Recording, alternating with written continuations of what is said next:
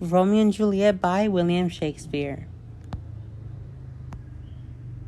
Introduction. So basically what I want to be talking about in this PowerPoint presentation, I'm basically going to be talking about the historical background of Romeo and Juliet, settings, themes, symbolisms, the plot, and some literary devices, between other things. I hope you enjoy. Introduction to Shakespeare's Romeo and Juliet. So basically, let's talk a little bit about the historical background. The historical background during Romeo and Juliet is basically, this period was known as the Elizabethan era, which was also known as the Renaissance, which means rebirth. This was a time of significant change in the fields of religion, politics, science, language, and the arts. Shakespeare wrote his version in 1594. Setting. So the setting of Romeo and Juliet was in Verona, Italy. Verona is a city in northeastern Italy. In Shakespeare's lifetime, it was a part of the Venetian Republic, but until 1405, it had been an independent city-state. The Verona of Romeo and Juliet seems to be independent and with its own prince, who authorizes and enforces local laws. It seems likely then that the play takes place sometime in the 14th century. Curiously, audiences in Shakespeare's own time would have already associated with the city of Verona with a pair of ill-fated young lovers named Romeo Monticelli and Juliet Cappelletti. These are the protagonists of a 1530 story by the Italian writer Luigi da Porto concerning two lovers caught on either side of the family feud. Now I'm going to be talking about the characters in Romeo and Juliet. So the first character, as we know, is Romeo. He is the son and heir of Montague and Lady Montague, a young man of about 16 years old. Romeo is handsome, intelligent, and sensitive, though impulsive and mature. His idealism and passion makes him an extremely likable character. He lives in the middle of a violent feud between his family and the Capulets, but he is not at all interested in violence. His only interest is love. At the beginning of the play, he is madly in love with a woman named Rosalind.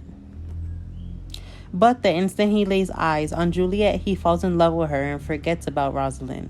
Thus, Shakespeare gives us every reason to question how real Romeo's new love is, but Romeo goes to extreme measures to prove the seriousness of his feelings. He secretly marries Juliet, the daughter of his father's worst enemy.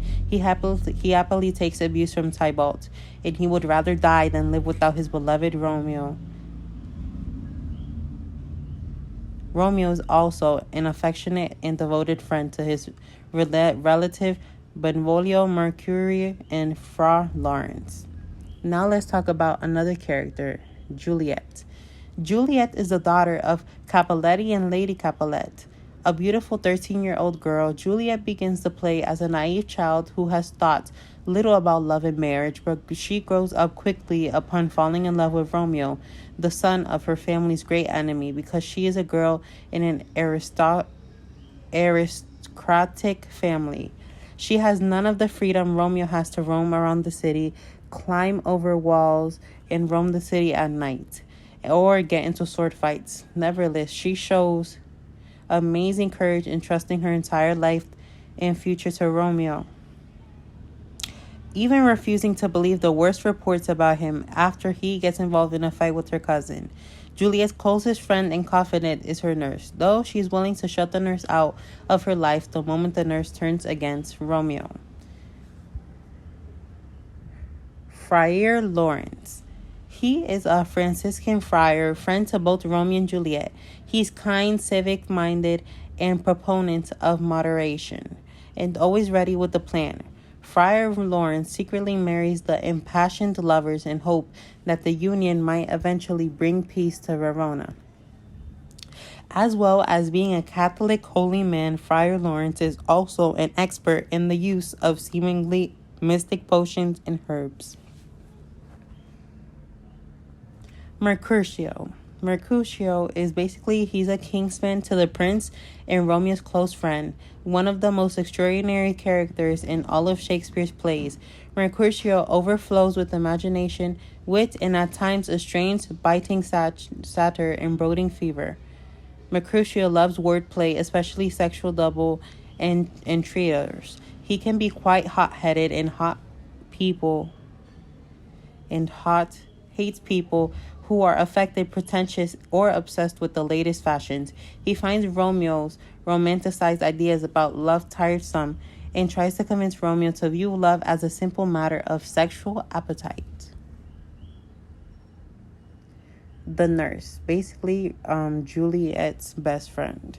Juliet's nurse, the woman who breastfed Juliet when she was a baby and has cared for Juliet her entire life. A vulgar, long-winded, and sentimental character, the nurse provides comic relief with her frequently inappropriate remarks and speeches, but until a disagreement near the play's end. The nurse is Juliet's faithful confidant and loyal intermediary in Juliet's affair with Romeo. She provides a contrast with Juliet, given that her view of love is earthy and sensual, whereas Juliet is idealistic and intense. The nurse believes in love and wants Juliet to have a nice-looking husband, but the idea that Juliet would want to sacrifice herself for love is incomprehensible to her. Now let's talk about Tybalt. Tybalt is a Capulet, Juliet's cousin on her mother's side. Vain, fashionable, supremely aware of courtesy and the lack of it.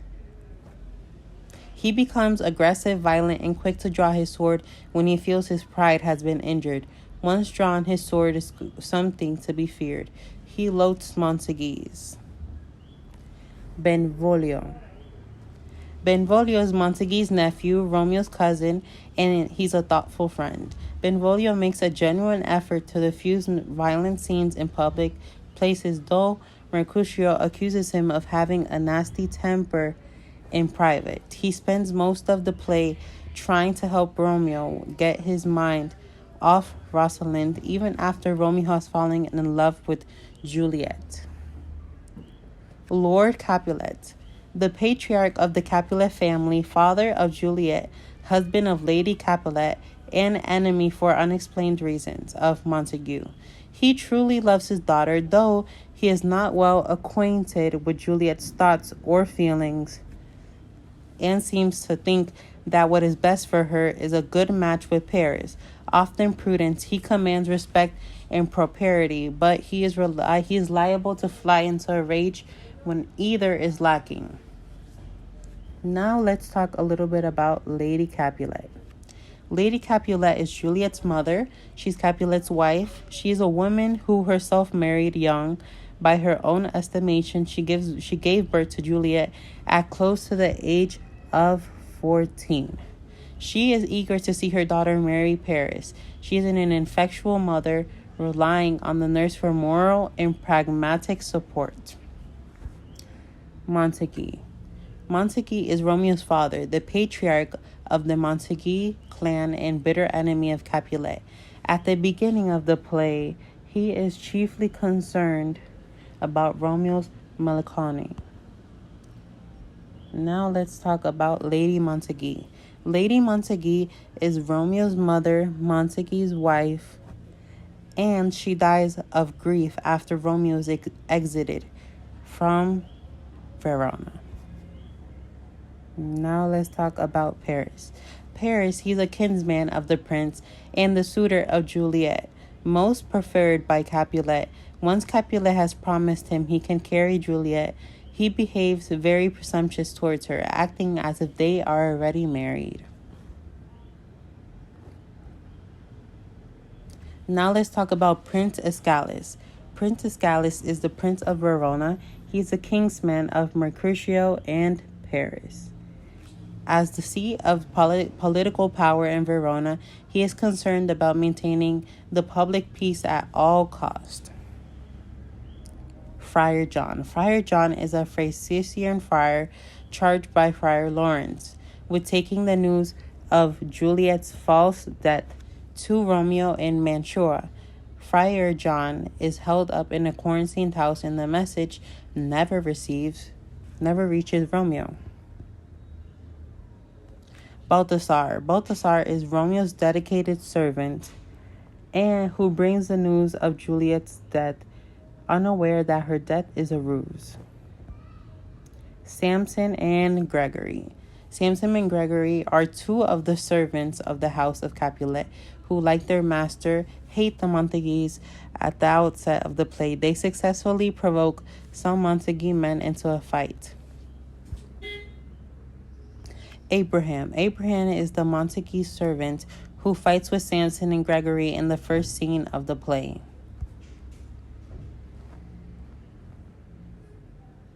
The apothecary. The apothecary in Mantua, had he been wealthier, he might have been able to afford to value his morals more than money and refuse to sell poison to Romeo. Peter. Peter is a Capulet servant who invites guests to Capulet's feast and escorts the nurse to meet with Romeo. He is illiterate and a bad singer. Rosalind, the woman with whom Romeo is infatuated at the beginning of the play. Rosalind never appears on stage, but it is said by other characters that she is very beautiful and has sworn to live a life of chastity. Now let's talk about the conflict in this play. The conflict in this play is that Shakespeare presents basically like this rivalry between two families that are the Montagues and the Capulets. Basically, they have like a grudge between each other, and both families blame each other for Romeo and Juliet's death. Basically, the conflicts are resolved by the death of Montague's son Romeo and Capulet's daughter Juliet. But there's many perspectives about who is responsible or to blame for death of Romeo and Juliet, such as Friar and the nurse, the hatred between the parents of Romeo and Juliet, fate, or Romeo and Juliet. Now let's talk about the plots in the story. So the first plot number 1 is the Montague and Capulet's family are at war and have had another fight. The prince who keeps the peace in Verona says that if there's any further fights, the head of the houses will be killed. Plot number 2. Romeo, a Montague, and Juliet, a Capulet, meet at a party at the Capulet's house and they kiss. Romeo shouldn't be there, and Juliet's cousin Tybalt sees him and decides to get revenge for the insult. Plot number 3. Romeo sneaks into the Capulets' arcade to see Juliet, and they declare their love for each other and decide to get married and be together. Plot number 4. Romeo and Juliet get married in secret with the help of Juliet's nurse and Friar Lawrence. Plot number 5. Another fight breaks out in Verona, and Tybalt kills Romeo's friend, Mercutio. Romeo had tried to prevent the fight, but after Mercutio's death, he kills Tybalt. The prince banishes Romeo from Verona because of what he has done. Plot number 6. Juliet is distraught by the news of Tybalt's death and Romeo being banished. Lord Capulet tells Juliet she must marry a man named Paris, not knowing she is already married. Plot number 7. Friar Lawrence gives Juliet a potion that will make her appear dead so she does not have to marry again. He sends Romeo a note to explain the plan, and Juliet takes the potion. Her body is moved to the family tomb. Plot number 8. Romeo does not receive the note about the potion from Friar Lawrence and thinks Juliet is really dead. He buys some poison and goes to Verona. Plot number 9.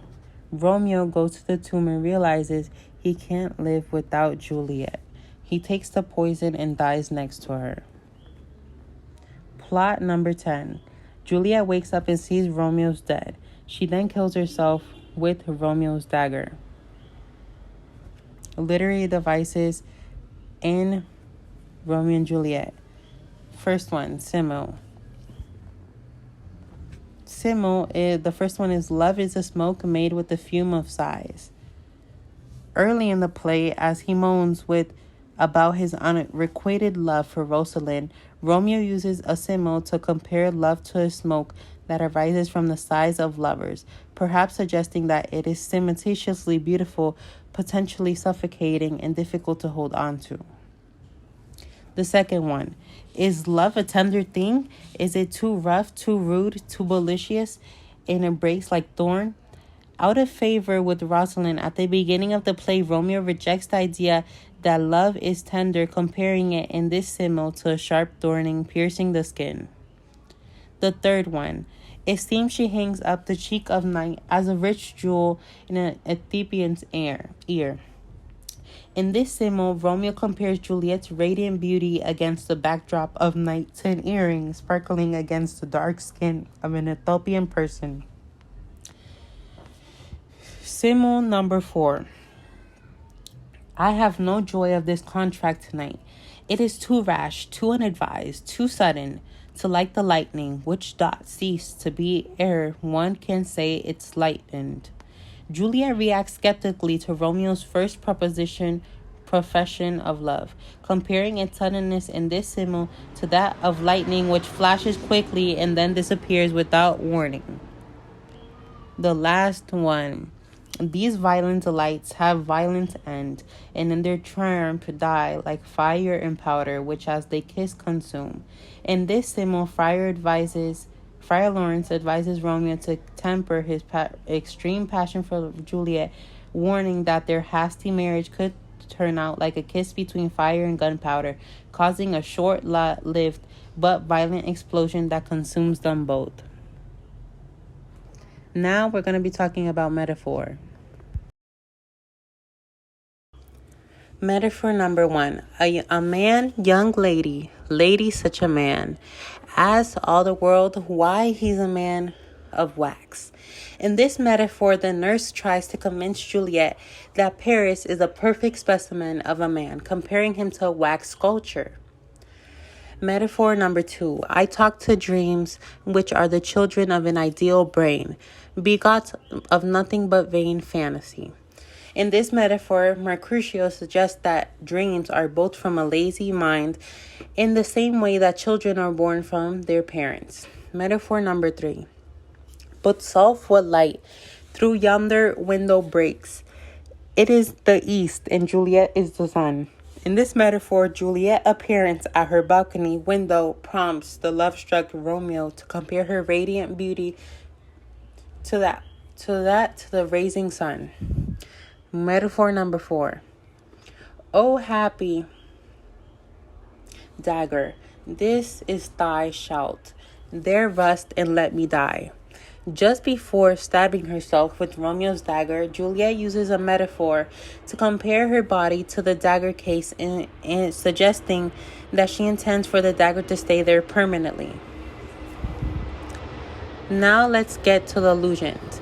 Allusion number 1. But also soon as the all-cheering sun should in the farthest east begin to draw the shady curtain from Aurora's bed.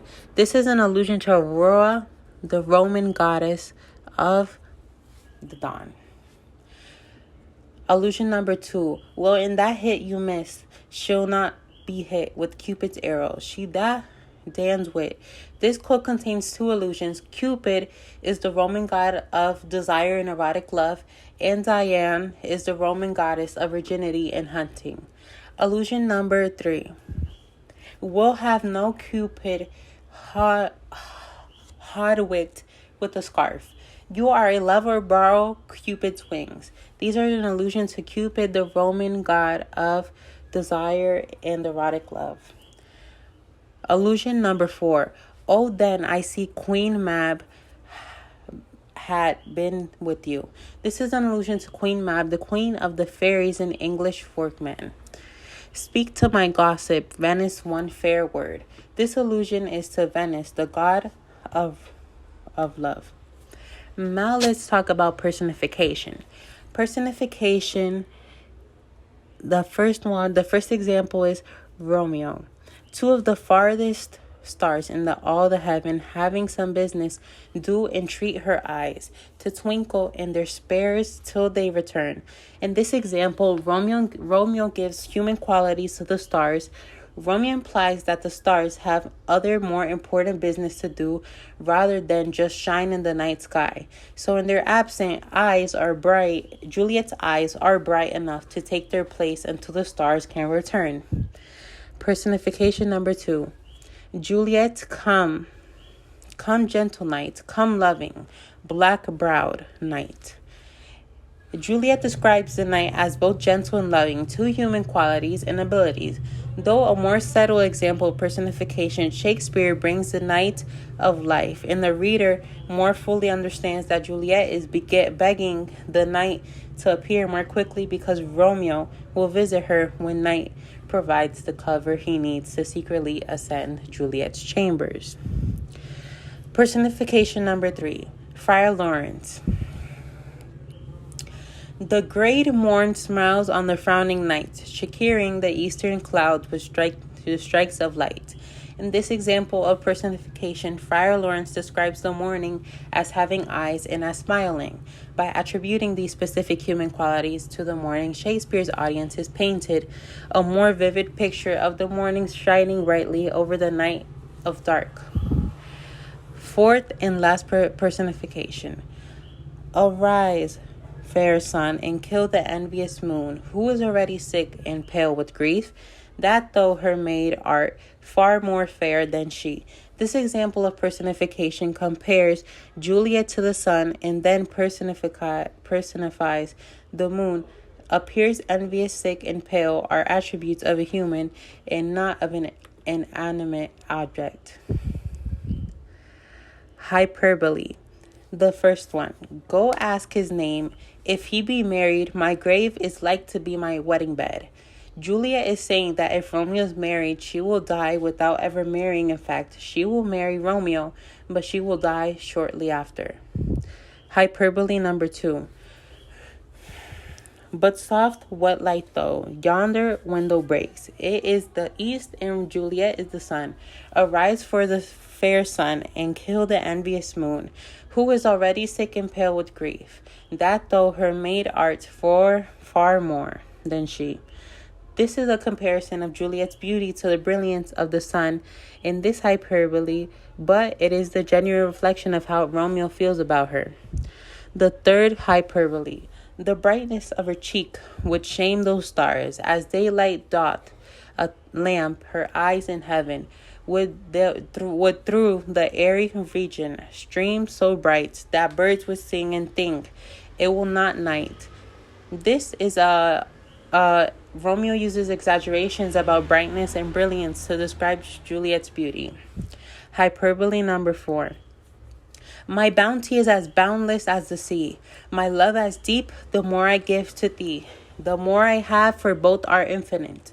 Juliet says this to Romeo using hyperbole to express her love for him.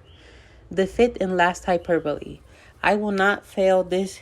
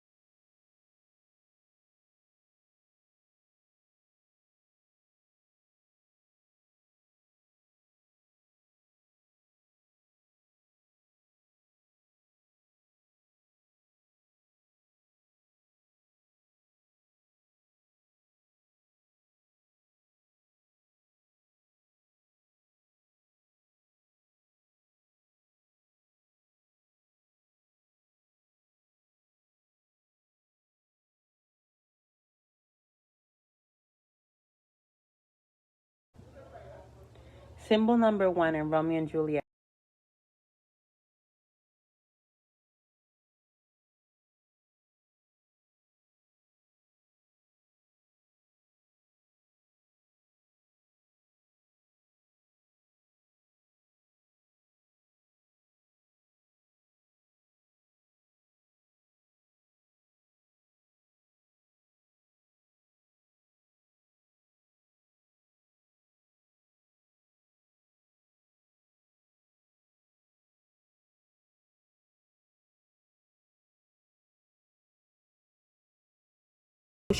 Does bring about a fatal result from Romeo's suicide.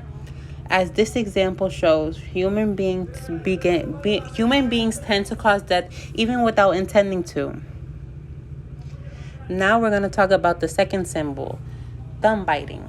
In Act 1, Scene 1, the buffalicious Samson begins a brawl between the Montagues and Capulets by flickering his thumbnail from behind his upper teeth, an insulting gesture known as biting the thumb. He engages in the juvenile and vulgar display because he wants to get into a fight with the Montagues, but doesn't want to be accused of starting the fight by making an explicit insult. Because of his timidity, he settles for being annoying rather than challenging. The thumb biting, as an essentially meaningless gesture, represents the foolishness of the entire Capulet Montague feud and the stupidity of violence in general. Symbol number 3, Queen Mab. In Act 1, Scene 4, Mercutio delivers a dazzling speech about the fairy Queen Mab, who rides through the night on her tiny wagon, bringing dreams to sleepers. One of the most noteworthy aspects of Queen Mab's ride is that the dreams she brings generally do not bring out the best sides of the dreamers, but instead serve to confirm them in whatever vices they are addicted to, for example, greed, violence, or lust. Another important aspect of Mercutio's description of Queen Mab is that it is complete nonsense, a bit vivid and highly colorful. Nobody believes in a fairy pulled by a small gray-coated wimp with a cricket's bone. The prose in Romeo and Juliet. So basically,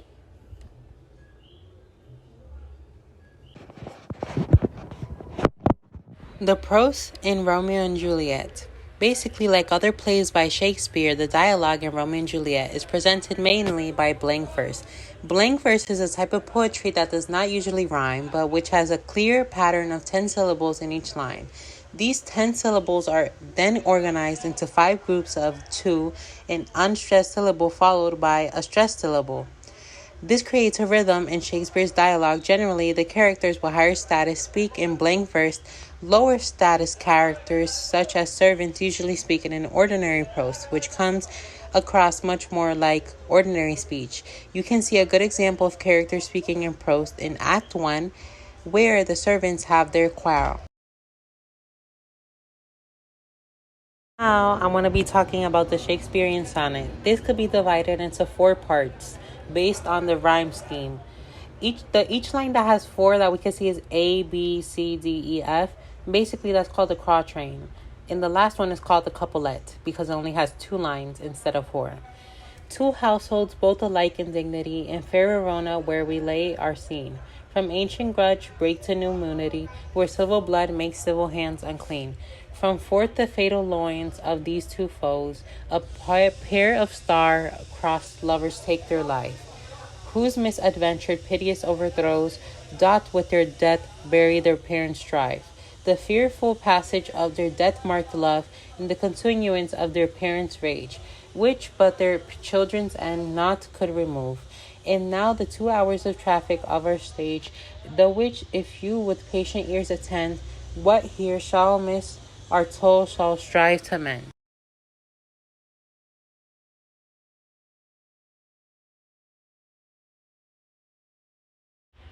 In this image, we're able to see Shakespeare's sonnet.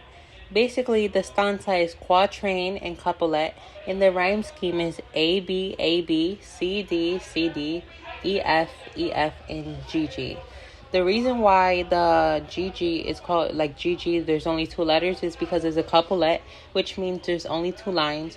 And the reason why there's A, B, 4 letters is because it has 4 lines and it's a quatrain because of that. And that's Shakespeare's sonnet. This is the end of my presentation and I hope you enjoy.